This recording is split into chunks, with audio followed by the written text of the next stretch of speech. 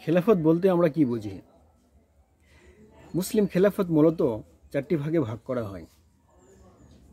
1 নম্বর খেলাফত খোলাফায়ে রাশেদা।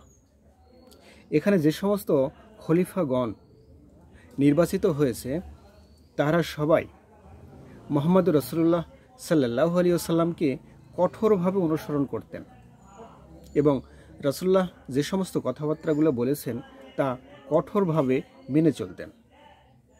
এটা প্রতিষ্ঠা হয় 632 খ্রিস্টাব্দে এবং 661 খ্রিস্টাব্দ পর্যন্ত অব্যাহত থাকে।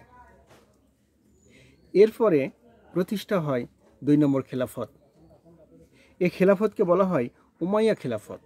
এটা প্রতিষ্ঠিত হয় 661 থেকে 750 খ্রিস্টাব্দ পর্যন্ত।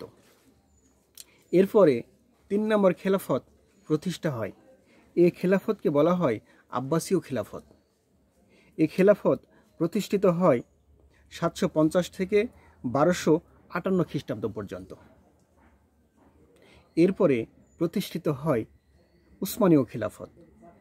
উসমানীয় খেলাফত প্রতিষ্ঠিত হয় 1517 খ্রিস্টাব্দ থেকে 1924 খ্রিস্টাব্দ পর্যন্ত।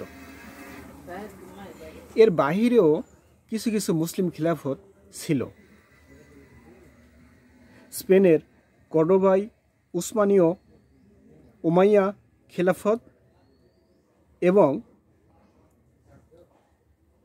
ফাতেমি খেলাফত 909 থেকে 1171 পর্যন্ত। এর বাহিরেও মুসলিম খেলাফত ছোট ছোট কিছু খেলাফত ছিল।